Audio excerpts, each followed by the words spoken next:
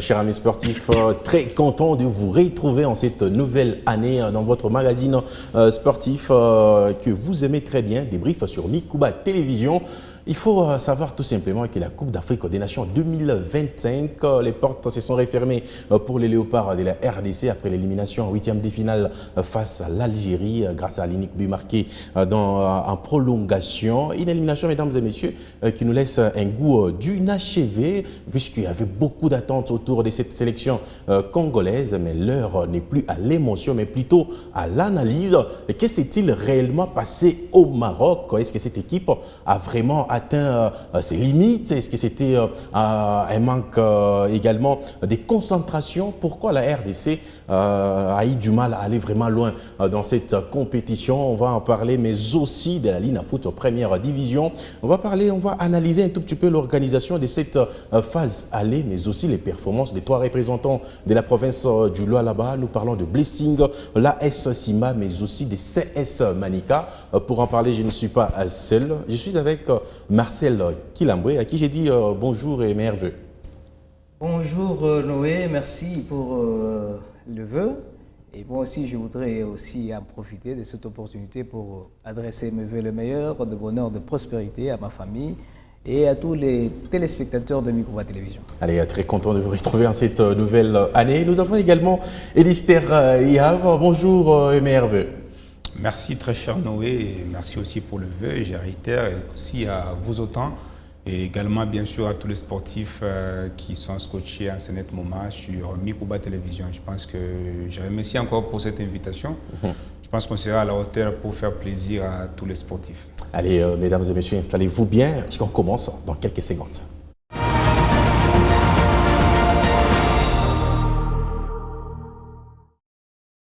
Je suis avec vous, Elister Yav. Comment avez-vous vécu cette élimination de Léopard en huitième de finale face à l'Algérie? C'est vrai, on s'y attendait le moins. Vous savez, après une très bonne phase des groupes où la RDC, bien sûr, a été classée 7e, on se disait, bon, pourquoi pas aller loin avec cette compétition. Si on fait référence à la dernière CAN, où la RDC, bien sûr, s'était hissée en quart de finale avec 3 points seulement, parce que je me rappelle bien, on n'avait gagné aucun match, tout comme on n'avait perdu aucun match par rapport à cette édition-là. On avait fait des nuls avec les Togo, le nul avec la Tanzanie, aussi un nul avec... non, le nul avec le Maroc, la Tanzanie et puis la Zambie. Et puis on s'est hissé en quart de finale où on avait même éliminé l'Égypte. Bon, cette fois-ci, on a bien commencé d'abord à gagner le Bénin. Et puis on a fait un nul contre le Sénégal. Je pense que c'était aussi un très bon match. Et puis après, on a giflé cette formation du Botswana 3-0. Déjà, on se disait avec 7 points, écoutez, on peut aller bien négocier un très bon football devant le Fennec d'Algérie. Et l'affiche contre l'Algérie faisait déjà débat. Évidemment, ça faisait débat parce avec 9 points et 7 points, impossible que les deux équipes se retrouvent. Évidemment, ça faisait débat d'abord par rapport à l'histoire. On n'a jamais battu cette formation. Je pense qu'on se disait, bon, comme on le dit souvent, hein, les statistiques sont faites pour être contredites, mais malheureusement, une fois de plus, on est passé à côté encore de notre réalité, qu'on voudrait bien, pourquoi pas, se débarrasser des Algériens, mais c'était un autre niveau, un très beau match. Bien sûr, on a commencé un peu timidement là. Ce n'est qu'après, on a tenté un peu de se réveiller, mais quelquefois, écoutez, avec un banc qui n'était pas un peu riche pour nous, avec des remplaçants qui n'ont rien apporté. Je pense que dans l'intro, tu as parlé, bien sûr, soit c'était un manque de concentration. Effectivement, il y avait aussi un manque de concentration parce qu'on était à 2 doigts ou encore à un seul doigt, si je ne me trompe pas, de jouer cette phase fatidique des tirs au but, comme on l'avait fait contre le Nigeria. Le Nigeria en finale du barrage africain. On a été surpris, bien sûr, avec ces buts-là qui nous a mis un peu par terre parce qu'on s'y attendait le moins par rapport à cette frappe-là. Bon, que voulez-vous, nos amis Algériens vraiment tenaient à tout prix pour démontrer aussi parce qu'ils ont raté la dernière CAN de 2023. Il fallait à tout prix, bien sûr, se ressaisir. Ils ont pris au sérieux, bien sûr, cette rencontre par rapport à nous. On voulait prouver que, écoutez, il n'y a pas longtemps, on a gagné une grande nation du football à l'instar du Cameroun, une autre aussi grande nation du football à l'instar du Nigeria. On se disait, bon, là, on peut maintenant aller titiller le Fennec, mais ça a été un autre niveau, un autre football.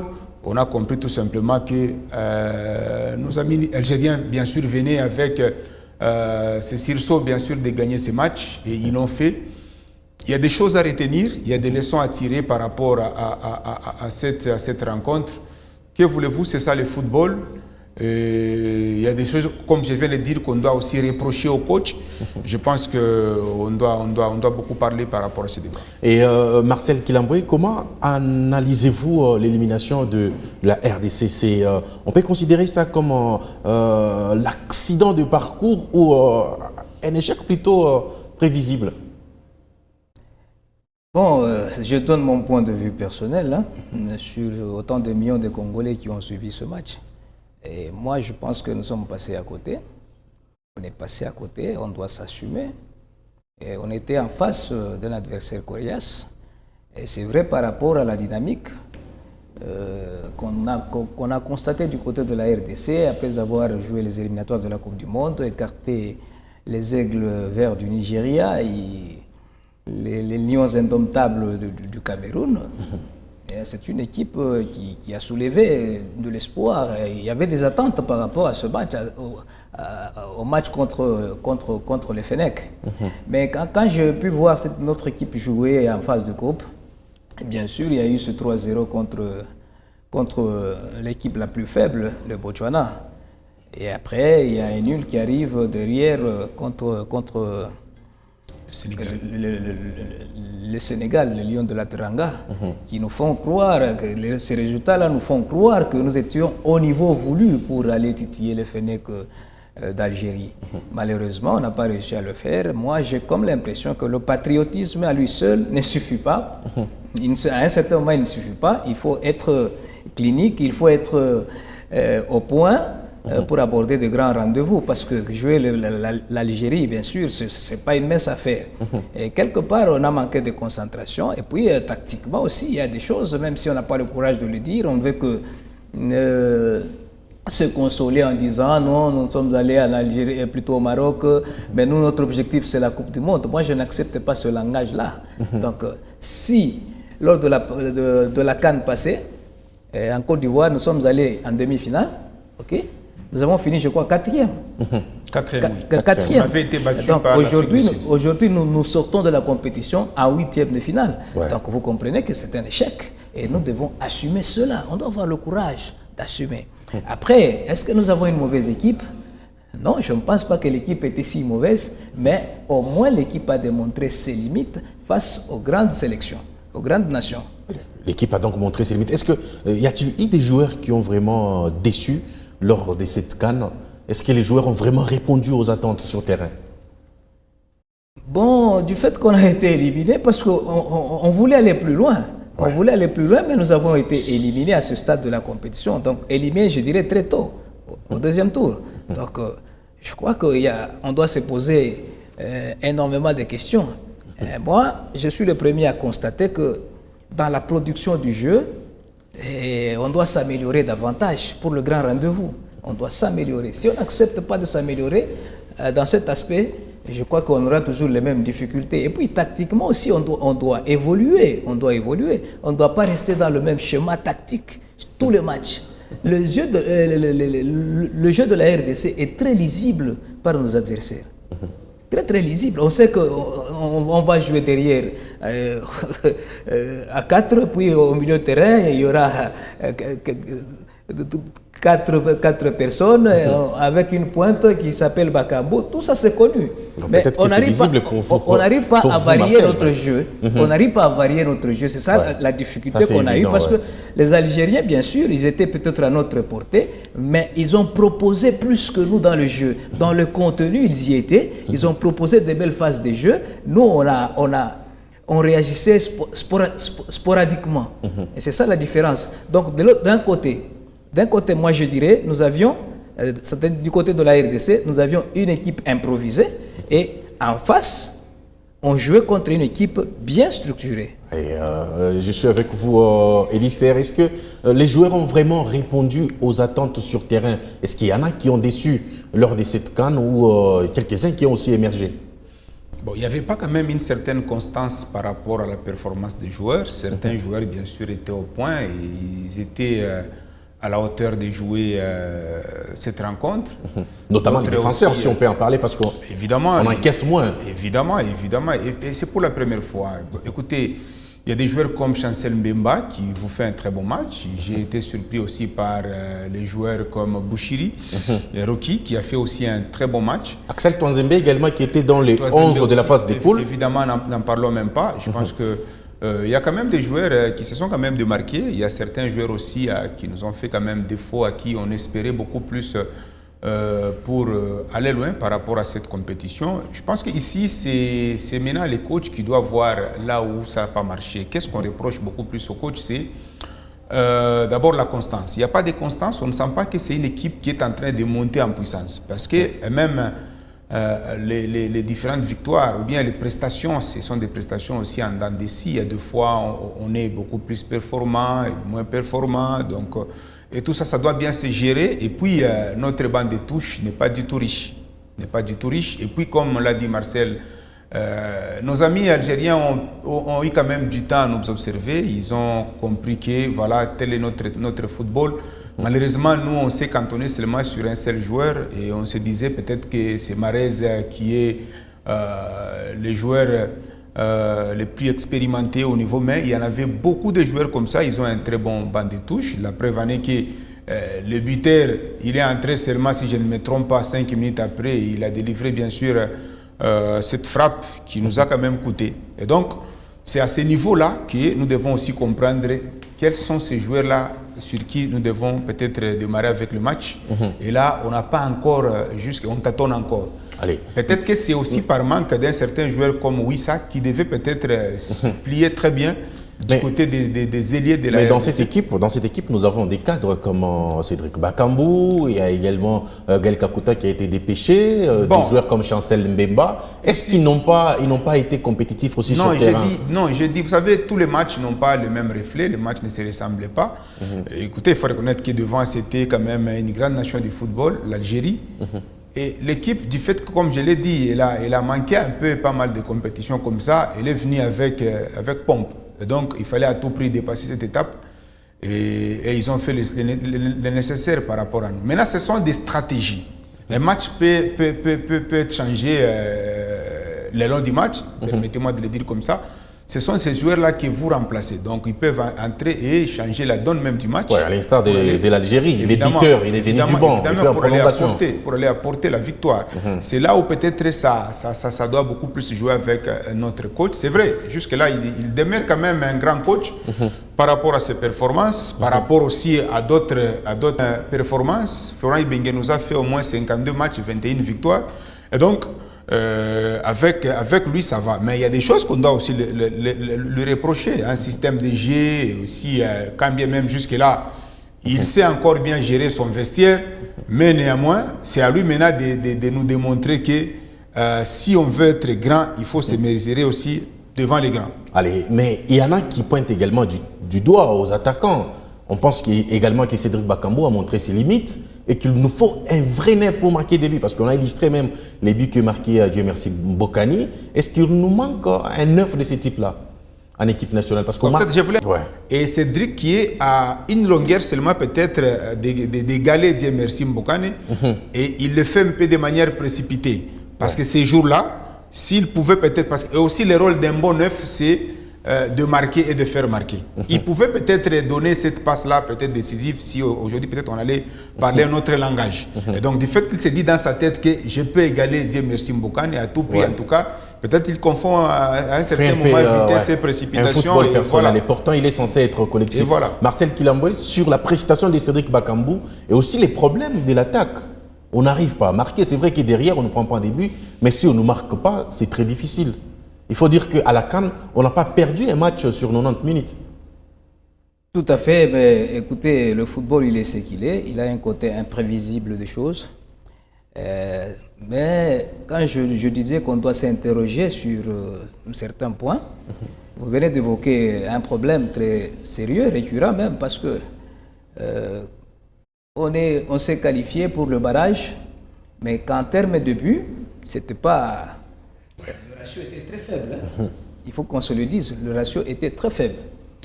Il est Beaucoup de buts que nous avons marqués, c'était c'était contre les Soudan du Sud, lors du match retour. Je pense qu'on a marqué 5 buts seulement. 4, voilà, donc pour une équipe 5 buts. 5 buts, ouais. Pour une équipe qui veut aller loin, qui est très ambitieuse, on doit s'améliorer. On doit s'améliorer dans l'aspect offensif. Et quand je regarde notre équipe en train de jouer, surtout le dernier match parce que les uns sont restés sur la phase de groupe, la phase de groupe, on a battu, on a fait match contre le Sénégal, mais il faut voir le contenu. Qu'est-ce que nous proposions dans ce match-là? Et face à l'Algérie, c'est vrai qu'il y a des choix discutables. On a vu que face à l'Algérie, on n'a cadré qu'un seul tir. Donc là, il y a un problème. Est-ce que c'est un problème C'est que les attaquants n'arrivent pas à être alimentés. Ils ne sont pas à mesure de créer des situations devant. Là, il y a un problème. Si vous ne tirez qu'une seule fois, donc est-ce que comment envisagez-vous gagner un match d'une telle intensité, d'un tel niveau? C'est difficile. Maintenant, il y a un problème de choix. Soit c'est le système, moi je pense, soit c'est le système qui ne convient pas aux joueurs, que l'entraîneur est en train de leur imposer, soit c'est la qualité des joueurs qu'on doit indexer. Et il y a des choix aussi discutables en termes de classement. Est-ce que vous avez l'idée de l'effectif d'attaquants que nous avons? Oui, quand vous avez par exemple, moi je n'ai pas compris pourquoi... Et nous avons plusieurs profils, nous avons des choix à faire. Vous savez, il y a des chiffres qui ne trompent pas. Moi je suivais de plus près ce match. Notre avant-centre, qui était supposé être alimenté pour marquer, lui seul, il va commettre 12 fautes dans un match. Contre l'Algérie. Contre l'Algérie. 12 fautes. Il a été sifflé 12 fois. Et l'arbitre a été... Il y avait de la combativité, il voulait faire la différence. Dans ton intro, tu as parlé d'un terme très important, d'un mot très important, les émotions. Et les gens étaient plus dans les émotions, ils ne voyaient pas techniquement comment se jouait le match. Bakambu a fait 12 fautes dans ce match-là. Et après, il est resté longtemps possible sur le terrain, pendant que sur le banc, nous avions SND, nous avions le jeune ici, Banza, Simo Banza, à qui on n'a même pas donné une seule minute. C'est pas la première fois. Même lors de la dernière CAN, il n'a presque pas joué. Il était toujours frustrant à chaque fois qu'il entrait. Est-ce que notre équipe est devenue homogène? Est-elle devenue homogène? Et même alors... Est-ce que c'est parce qu'on n'arrive pas à changer des styles de jeu ou des systèmes de jeu? Cette équipe ne joue que dans un seul schéma tactique. Donc dès que l'adversaire essaie de nous contourner, de varier, et on se perd. C'est ça la difficulté que nous avons. Et le banc, il a soulevé la question du banc. Avons-nous un banc riche pour gagner, pour aller plus loin dans la compétition? Je pense que le banc, bien qu'il n'est pas riche, mais il est assez moyen. Il est assez moyen, avec un peu de tact, avec un peu d'intelligence dans la gestion du groupe. Je crois qu'on pourrait, ce banc, il est quand même assez intéressant. Mais c'est la manière dont l'entraîneur utilise ce banc. Ça, c'est aussi notre problème. Et aussi, il faut dire, notre Bakambu n'a jamais été un vrai neuf. La preuve en est que même du S'il n'a jamais été un vrai neuf, mais même dans la sélection, nous en avons d'autres. Même du côté Betis Séville, ce n'est pas lui qui fait le neuf là-bas. Et donc, moi, je pense que si le choix de SND, d'abord, c'est un choix personnel pour le coach des Sabres. Je pense que c'est à lui maintenant de voir qu'est-ce qu'il faut parler avec, qu'est-ce qu'il va dire à SND pour qu'il soit au moins plus performant. Et que, comme vous le savez, je me dis, son profil, en tout cas, répond d'abord à notre football. Parce que c'est un joueur qui bouge beaucoup. Ouais. C'est un neuf conservateur, il peut conserver les ballons, il peut gérer les défenseurs, il peut gêner. Sauf que dans sa tête, il s'est dit, peut-être les jours qu'il va marquer un but dans un match officiel comme ça, écoutez, voilà, ça va se déclencher. Mais je pense que pour lui, quand vous parlez du cas SND, c'est un problème tout simplement de confiance. Vous savez, mais à chaque fois qu'il joue, même sans marquer, on sent qu'il est impactant dans les jeux. Oui, il est impactant. réellement impactant. Et puis après c'est le choix du système. Parce que quand SN devient en équipe nationale, autour de lui, il y a qui? Ce n'est pas les mêmes coéquipiers qu'en club. Donc, en équipe nationale, on doit s'adapter. Et c'est la raison pour laquelle l'entraîneur doit faire en sorte qu'on varie des systèmes selon les adversaires. Or, malheureusement, nous sommes statiques. Nous jouons de la même manière contre tous les adversaires. On a joué de la même manière. J'ai l'impression qu'Isen a toujours été isolé. De la même manière qu'on a joué contre. Qui ne courent pas beaucoup. De la même manière. C'est compliqué de jouer comme ça. De la même manière qu'on a joué contre. Non, je pense que c'est un joueur contre le Sénégal. C'est de cette façon qu'on a joué contre l'Algérie. On ne varie pas notre jeu.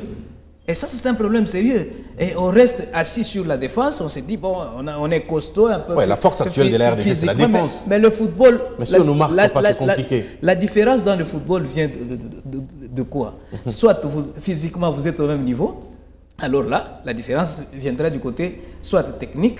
Si physiquement, mentalement, vous êtes au même niveau, la différence viendra du côté technique. On a senti que devant l'Algérie, physiquement, on était dans le match. Mais on le sent aussi, pour ce qui est vrai, avec SND, tout comme avec Simon. Mais techniquement, mentalement, ils ne sont pas au point. Voilà peut-être la grande différence. Techniquement, les Algériens étaient d'un cran au-dessus. Et nous ont imposé le jeu. Et on a subi, et à être usé, et à la fin, il y a eu l'irréparable qui est arrivé avec cette erreur-là qui est impardonnable pour un joueur du calibre de Aaron Wissa.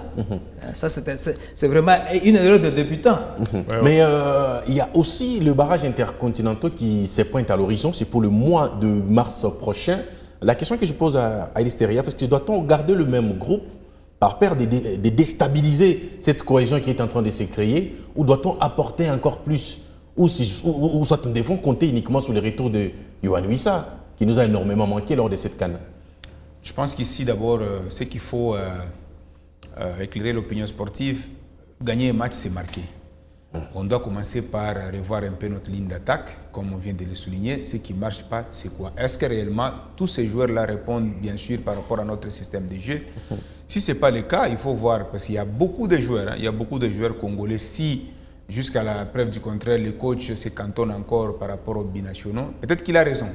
Il a raison peut-être par rapport à notre championnat, écoutez, qui ne répondent pas, qui ne donnent pas de meilleur de soi, comme c'était avec les années antérieures, où on pouvait compter sur peut-être des joueurs de TP Mazembe, des joueurs de V-Club, de Lupopo, de Dari Club Motema Pembe. Et aujourd'hui, ce n'est pas le cas. Tout ça, c'est parce que notre championnat aussi n'arrive pas, bien sûr, à bien se démarquer comme c'était il y a 5 ans, il y a 6 ans. Et là aussi, c'est la faute aussi, il faut le souligner, peut-être la faute aussi au gouvernement.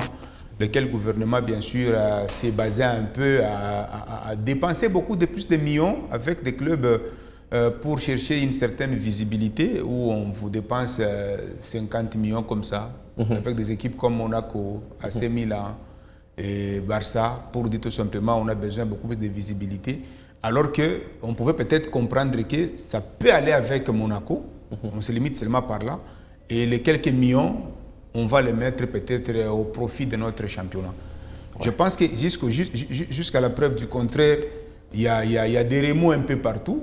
Vous savez, l'accompagnement ne suit pas. Il n'y a pas longtemps qu'on a suivi des déclarations avec les équipes du Grand Katanga qui parlent d'un accompagnement qui ne suit pas.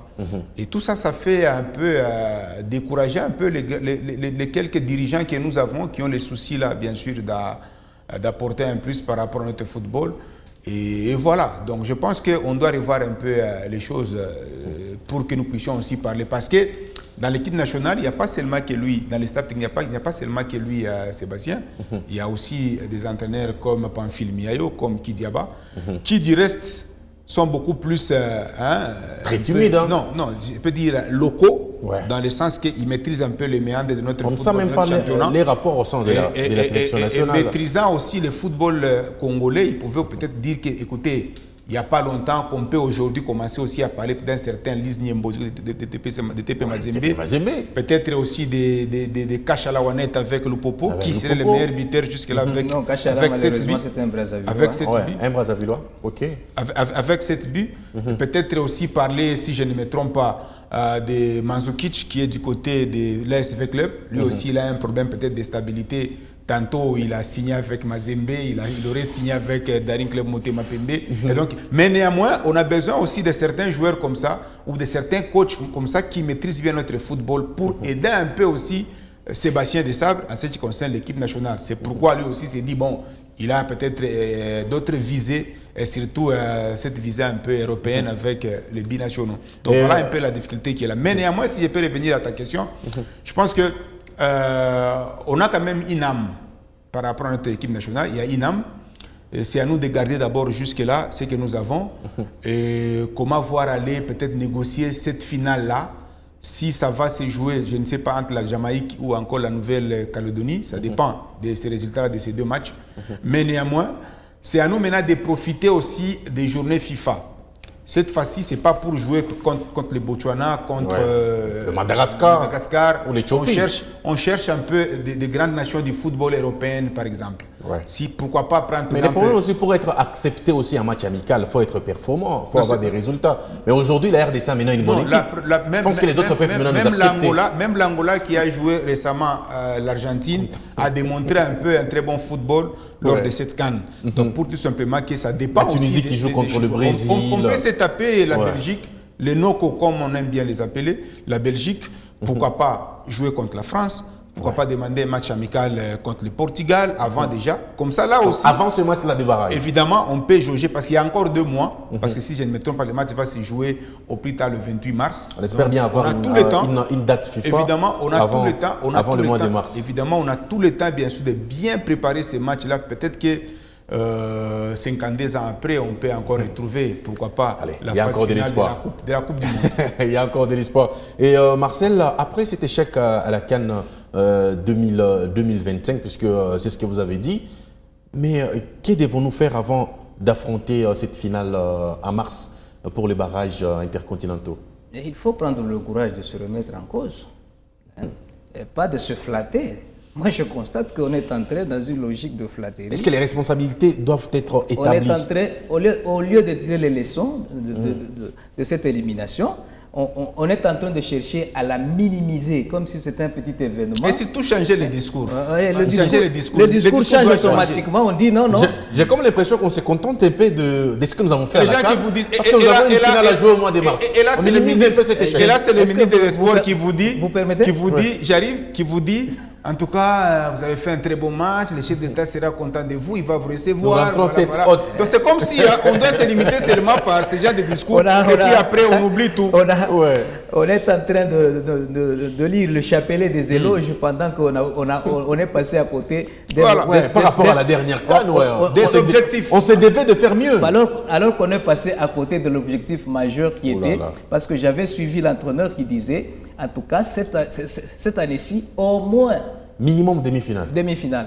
Mais on vous élimine. Content parce on vous élimine. On va rééditer on vous élimine en huitième de finale passée. Et vous continuez à vous en contenter et à penser que bon, on a fait une bonne compétition, on n'a pas été ridicule, on était dedans. Bon, c'est ça le football. Mais il faut arrêter avec ce langage flatteur. Nous devons avoir le courage de nous mirer. Donc, de nous assumer aussi. Et de nous assumer. Ça fait mal parce que 52 ans après, on n'a pas réussi à ramener un trophée important au pays. Mais ce que nous avons fait en 2009 et 2016 avec les Chan, malheureusement, c'était rien, Marcel. Quoi? Ce que nous avons fait avec les léopards locaux. Mais pourquoi est-ce que nous ne pouvons pas le faire avec le A? Pourquoi on est incapable de le faire? Nous devons avoir un très bon projet. Le football doit être réorganisé. C'est ce que je dis. Pourquoi? L'investissement à la base, comme l'a dit Elister à la radio. Arrêtons de nous flatter. On est passé à côté de l'objectif. Et qu'est-ce qui a fait qu'on ne puisse pas atteindre cet objectif? Voilà la question fondamentale que nous devrions nous poser aujourd'hui, que de continuer à ouvrir un livre de chapelets, chapelets des éloges, de se voir toujours beau. Donc, comme si cette CAN-là, ce n'était pas une compétition importante. Et s'il advenait qu'on est éliminé par le Jamaïque, ou encore la Nouvelle-Calédonie. Ou encore la Nouvelle-Calédonie, quel sera le discours? Mais là, c'est une question que j'aimerais vous poser, parce que dans son contrat, je pense que l'objectif était de nous qualifier à la CAN 2025 et de performer lors de cette CAN. On est éliminé en huitième de finale. Je pense que ça peut être considéré comme un échec. Mais aussi nous qualifier à la Coupe du Monde 2026. Est-ce que si on échoue au mois de mars, Sébastien Desabre, son contrat doit être revu ou doit être... Il a dit, comment se fait-il que la dernière CAN, on a atteint même la phase des demi-finales. Les demi-finales. Mais c'était du bonus d'ailleurs, c'était pas dans son contrat, lui-même l'avait dit. Quand bien même, pour se qualifier, c'était un miracle. On avait même raté la 3e place. Je pense que cette fois-ci, on devait aller loin. On devait aller loin par rapport à ce qu'on a réalisé lors de la dernière CAN. Pour le moment, il faut se dire un peu certaines vérités. Ça n'a pas bien marché.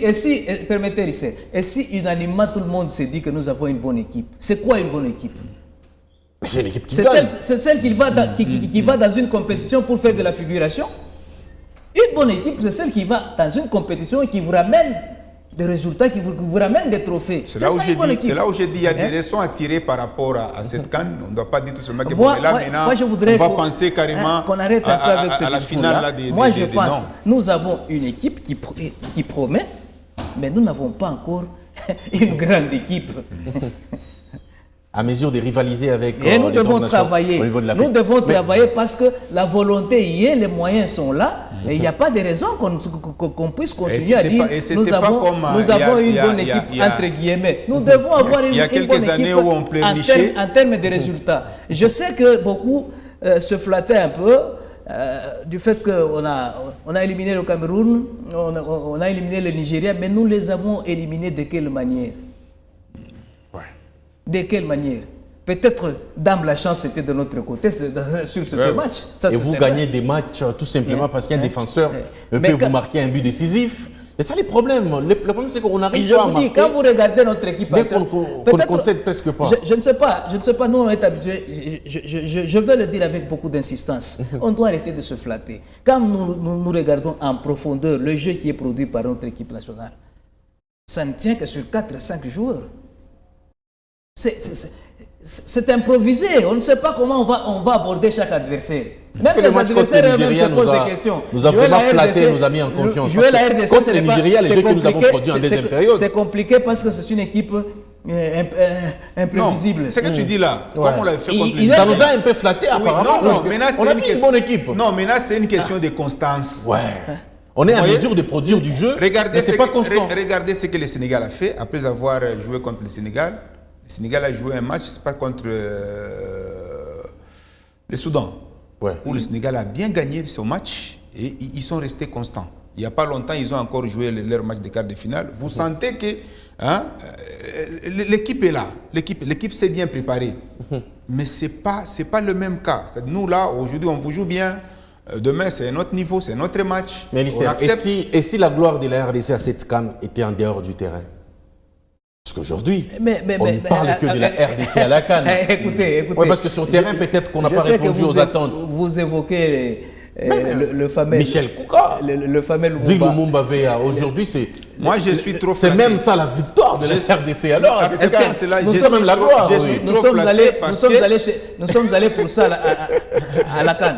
Acceptons que c'est une flatterie. Contentons-nous alors de ça. Oui, si c'est une flatterie, acceptons parce que les gars, quand même, ce qu'il a fait, Lumumba, Michel Kouka, ce qu'il a fait, c'est une très bonne image qu'il a vendue. On peut même applaudir parce que lui, il a fait mieux. Il a fait mieux. Il a fait mieux que le ministère des Sports, qui est allé donner à Monaco des millions, au Milan c'est des millions, et là, Barcelone. Et lui a vendu de sa manière l'image de la RDC. Ce qu'il a fait là, je pense que c'est plus que les 50 millions là qu'on a perdu devant Monaco, Barcelone et AC Milan.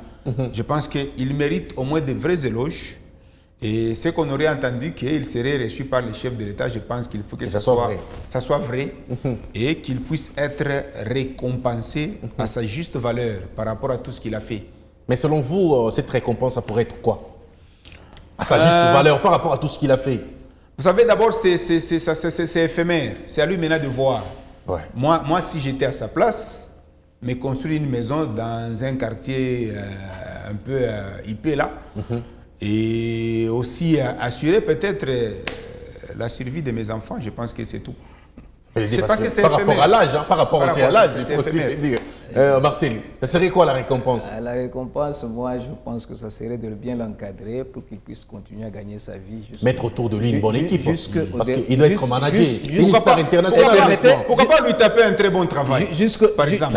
Jusqu'au dernier jour sur Terre. Parce que ce qu'il a fait, c'est quand même énorme pour le pays. Ouais. Je dirais même énorme. Est-ce qu'il peut être élevé au rang d'ambassadeur également de ces pays? Je dirais même énormissime, parce qu'il y a des gens qui ont été élevés au rang d'ambassadeurs qui n'ont pas existé au Maroc. Les James et les autres là-bas. On a connu des Van Damme, on a connu des Van Damme, des Jean-Claude Van Damme, tout ça. Tous ces mondes-là n'ont rien fait, mais lui, au moins, par ces simples gestes-là, je pense que c'est tous les médias internationaux maintenant qui parlent de lui. Et voilà la très bonne image de la République démocratique du Congo. C'est un produit, pour moi, c'est un produit commerçable. Et avec ceux qui ont peut-être la grande capacité à manager de telles personnalités, je crois qu'il est temps qu'on s'occupe vraiment de lui pour lui assurer un avenir, et même un avenir à ses enfants. Parce que je crains qu'il soit le deuxième Luvumbu Nzinga. Ah ouais. Les bruits qu'on a eu autour de Luvumbu, qui finalement avait célébré avec il a rompu son salué par tout le monde, même pas le président de la République. On a assuré d'être dans de très bonnes conditions. Est-ce que son contrat avec le même rompu, je pense? Non, ça continue encore, sauf que c'est lui qui n'est plus encore performant, alors que là-bas où il était, ça marchait très bien. Vous avez bien joué. Allez, mesdames et messieurs, tout de suite, on va passer aux résultats pour vous parler des quarts de finale de la CAN Maroc 2025.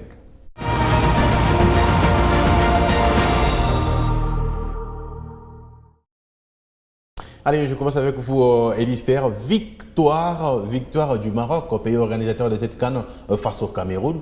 Vous vous attendiez à cette performance de Marocains? Au vu de leur performance face à la Tanzanie, face aux Comores, on pensait que ça ne pouvait pas passer. Bon, il faut quand même l'accepter. Ouais. On ne pouvait pas passer face à un grand. Le Maroc a une très bonne équipe. Ils ont une très bonne équipe.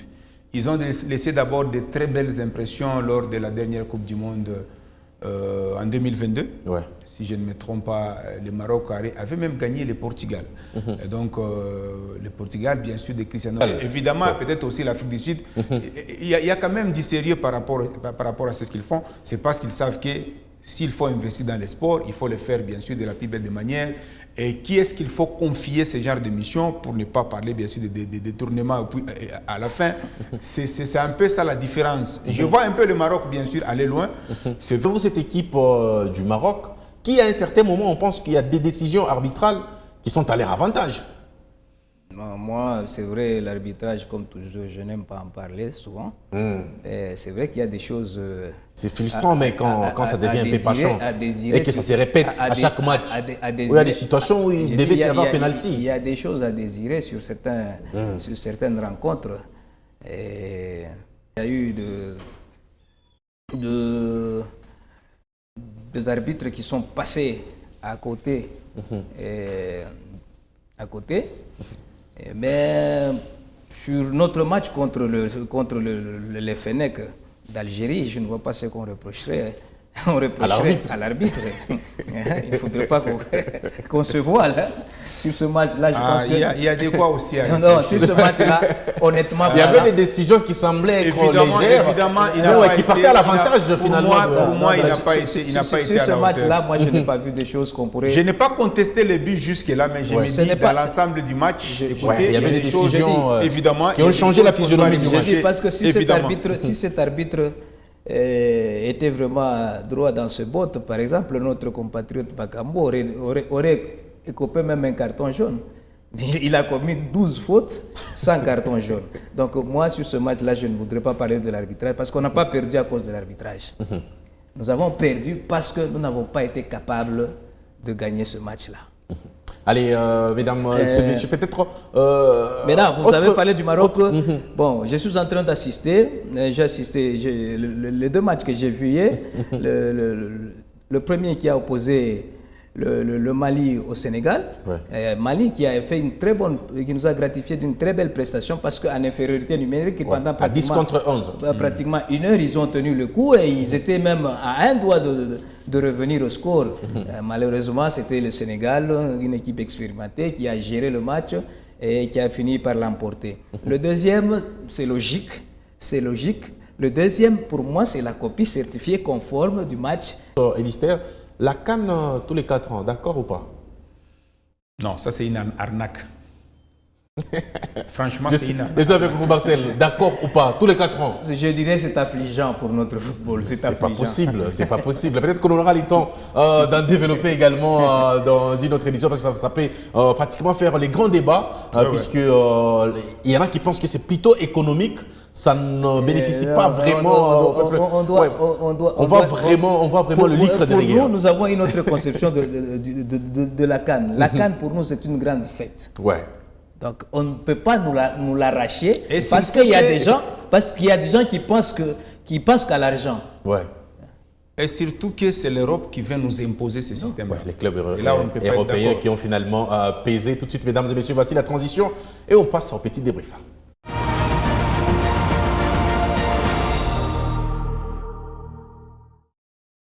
31e édition de la Lina Foot première division. Nous sommes en train d'évaluer l'organisation de la phase aller, puisque c'est 10 même a débuté déjà le match de la phase retour. Mais comment, d'une manière organisationnelle, avez-vous trouvé cette compétition, puisque nous sommes seulement à la phase aller de la phase classique?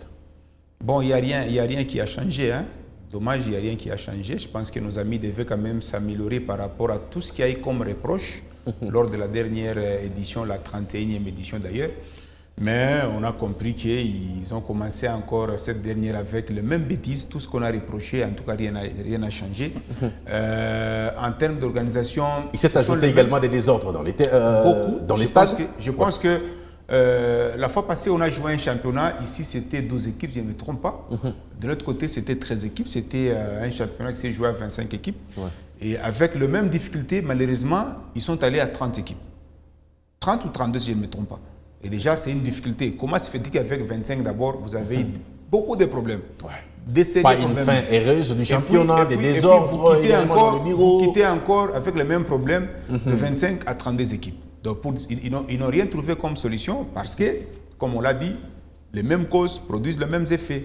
Ce qu'on a déploré lors de la 30e édition, ce sont les mêmes problèmes. D'abord, problème des reports de matchs. Ça a commencé. Le problème des flux aériens, n'en parlons même pas. Le problème des troubles au stade, cette année, c'est encore accentué. C'est plus que même la saison dernière, ça s'est accentué, où il y a eu même des sanctions. Le problème, bien sûr, de décider par rapport aux différents conflits, tout ce qui va avec, ça tarde toujours de vraies décisions à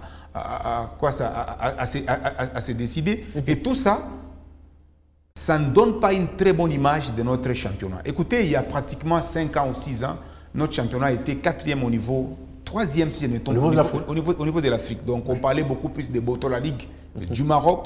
On parlait bien sûr du championnat de l'Égypte et aussi du championnat d'Afrique du Sud. Et puis on parlait de la Lina Foot. Mais aujourd'hui, même la Tanzanie, les championnats tanzaniens ici, en tout cas, organisé. Évidemment, est mieux organisé par rapport. Il y a aussi les championnats, même de l'Angola, qui est mieux organisé que notre championnat. Et tout ça, c'est quoi? C'est parce que il n'y a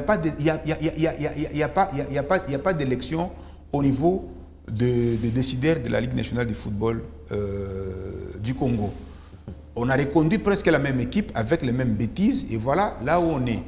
Et jusqu'à aujourd'hui, on va jouer bien sûr, on va démarrer la manche aller et la manche retour, mais on sent qu'il y a encore des matchs de la phase aller qui traînent encore, qui ne sont pas encore terminés. Et voilà, tout ça, ça fait que ce sont les mêmes problèmes, il n'y a rien qui a changé et ça va nous mettre encore en difficulté. Et Marcel, comment trouvez-vous l'organisation jusque-là? Parce que c'est la phase aller déjà. Bon, Dieu merci, on a réussi quand même à faire jouer la phase aller, bien qu'il reste encore quelques matchs. Mais c'est une folie, hein, c'est une folie de faire la même chose et d'espérer aboutir à un autre résultat. Je crois que nous sommes en train de répéter les mêmes erreurs. Au niveau du sponsoring, il y a quelque chose qu'on ne sait pas expliquer, qui s'appelle illico cash. Je ne sais pas comment ça se passe là-dedans. Après, les équipes ont toujours les mêmes difficultés, ils ne savent pas se déplacer facilement. Et à ces difficultés viennent s'ajouter d'autres parce que c'est comme si les équipes sont devenues des vaches laitières de l'organisateur qui lui n'est pris qu'il y ait du désordre afin que les équipes puissent être sanctionnées. Mais qu'est-ce que l'organisateur fait pour empêcher, en amont, pour anticiper ces désordres-là? Vous prenez par exemple une mesure qui ne tient pas la route, on va jouer à Kolwezi le match à huis clos. Mais quand vous voyez ce qui se passe sur le terrain de Kananga, comment on l'appelle encore ce champ de patates là de Kananga? Le stade de Katoka. Quand vous voyez ce qui s'y passe là-bas, on n'impose pas là-bas le huis clos. On vient il y a eu mort d'homme au stade Kibasama Liba lors du derby Mazembe-Lupopo. Et on n'impose pas le huis clos. On vient à Kolwezi, on impose le huis clos. Malheureusement, nous avons une infrastructure sportive qui ne permet pas que le huis clos soit d'application. Parce que à chaque fois que je vais au stade... Et là, c'est le 9 clos. À chaque fois que je vais au stade, il est toujours rempli du monde, malgré qu'il y a ce huis clos. Donc, on doit voir quelles sont les sanctions et qu'on doit essayer de mettre en marche pour essayer de sauver notre football. Parce que le football, c'est une fête. Quand on va au stade, c'est pour voir le spectacle. Et malheureusement, aujourd'hui, les gens craignent d'aller au stade parce qu'ils savent que je peux y rentrer avec un œil crevé. Donc, tout ça, ce sont des choses à éviter. Et en premier, nous indexons l'organisateur du championnat qui ne fait pas bien les choses. Bien les choses, je suis avec vous, Elister. Mais quant à la performance du représentant de la province du Lualaba, nous parlons de la AS Simba, le CS Manika, mais aussi Blessing FC. Globalement, ces trois équipes, quelle est l'équipe qui vous déçoit jusque-là lors de la phase aller et quelle est l'équipe qui nous gratifie quand même des belles performances lors de cette première partie? Je pense que l'équipe qui me déçoit beaucoup plus, c'est la formation de Blessing. Blessing, si je ne me trompe pas, l'équipe a démarré avec la Ligue 1 depuis la saison 2020-2021. Et déjà, c'est devenu maintenant une équipe expérimentée. Et d'ailleurs, la preuve en est que cette saison-là, l'équipe était même publicité, équipe révélatrice de l'année. Par rapport à ses performances. Parce que c'est une équipe était 7e, si je ne me trompe pas, au classement général. C'est une équipe qui nous faisait rêver. Imaginez-vous une équipe qui titillait ici à l'ASV Club, qui était même à deux doigts de gagner avec Club ici au stade Dominique Diour. N'était ces buts-là qui venaient, je ne sais pas d'où, qui donnait l'égalisation à l'ASV Club. Qu'on parlait même des Zombo les soirs à l'époque. Donc, c'est l'équipe qui me déçoit parce qu'il n'y a plus d'ambition dans cette formation. On s'est dit, bon, qu'est-ce qui ne va pas? L'équipe qui a terminé la saison dernière n'est pas dans une bonne position. Et elle démarre encore cette saison, donc pas dans une bonne position. Pas d'ambition. Jusqu'à la preuve du contraire, elle est dans la zone de relégation. Donc, pour dire tout simplement que malgré les 15 matchs joués, l'équipe n'a pas été vraiment performante. Là, il faut pour Simba, ça va déjà plutôt bien. Mais néanmoins, ça s'affirme quand même au niveau national. Pour Simba, je pense que c'est le meilleur classement de l'histoire de cette équipe. Être classé 3e dans une phase aller comme ça, je pense que c'est pour la première fois. Et là, nous saluons peut-être aussi le savoir-faire du coach Daoula Lupemba, ainsi que tous les comité directeur qui est en train d'asseoir son savoir-faire dans cette équipe. On lui a laissé le temps de construire quand même quelque chose. Avec président Maman Masuka qui est à la tête de cette formation. Je me rappelle encore quand il a pris cette formation, c'était un certain 8 mai 2022. Et puis après 3 ans passés, il a été encore élu. C'était le 13 août 2025. Donc pour tout simplement, il a fait quand même un très bon travail. Non seulement LAI a donné un titre national à cette formation. Rappelez-vous bien sûr de la dernière Coupe du Congo où l'équipe est allée battre. L'année 2025 était historique pour l'AS Simba. Évidemment. Et puis l'AS Simba qui a goûté aussi à l'une des prestigieuses compétitions de l'Afrique. Je pense que je parle de la Coupe de la Confédération. Ouais. L'équipe, bien sûr, nous a très bien représentés en gagnant quelques matchs, même si elle a perdu contre une grande formation sud-africaine des Kaiser Chiefs. Ça ne pouvait pas passer. Mais néanmoins, c'est une équipe qui a quand même laissé de très belles impressions, du moins pour l'année 2025. Mais pour Manika, pour Chité, je pense que Manika, c'est une première participation à la Ligue 1.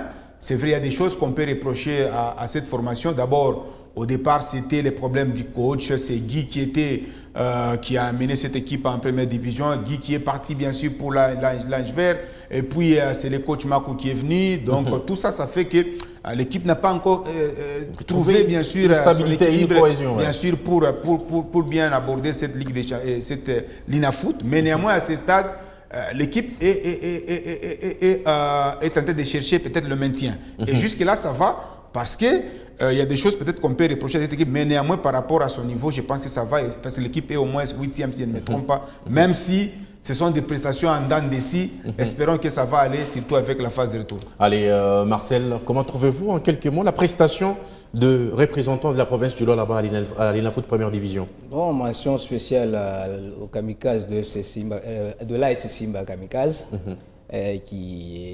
qui ont bataillé dur, parce qu'au classement partiel de la phase aller, ils sont 3e, derrière Mazembe, derrière le FC Saint-Éloi. Avec qui ils ont fait match nul contre Mazembe et contre le Popo. Oui, tout à fait. Aujourd'hui, on sent que c'est une formation qui est capable, qui joue d'une manière décomplexée, qui est capable de jouer n'importe quel adversaire dans notre championnat. Et pour parler de Manika, oui, Manika est là où il doit être, parce que Manika, pour moi, on doit être un peu clément. Manika n'a pas bénéficié d'une bonne prépa. L'entraîneur est arrivé avec un retard. Le recrutement a posé un peu de problèmes. Mais au regard du classement actuel, même si Manika est dans le ventre mou et au milieu du classement, il lui reste encore quelques matchs à jouer. Il peut s'améliorer. 2 matchs déjà pour terminer la phase. Manika peut s'améliorer et espérer que le maintien, parce que c'est ça l'objectif du côté de Manika. La grande déception pour moi vient du côté de Blessing qui donne l'impression d'être une équipe perdue dans ce championnat, qui est aujourd'hui, malgré qu'à la tête de cette équipe, une équipe qui est un fait privé, il y a un dirigeant qui s'y connaît dans le monde, qui n'est plus à présenter dans le domaine. Peut-être que l'objectif est de vendre des joueurs parce qu'ils les font à chaque mercato. Un dirigeant qui n'est plus à présenter dans le monde du football. Allez, merci beaucoup Marcel. Merci beaucoup Marcel. Blessing, c'est moi qui vous dis merci et je dis merci à tous ceux qui ont pris le plaisir de nous suivre aujourd'hui. Allez, merci à vous Elise Teria. Merci d'avoir répondu à notre invitation. Merci Noé pour l'invitation. Ici, ça a été un plaisir de partager ce plateau avec mon jeune frère Marcel Kilambo que j'aime bien. Allez, mesdames et messieurs, on vous retrouve très prochainement. Entre-temps, prenez soin de vous et restez branchés sur les antennes de Mikuba Télévision.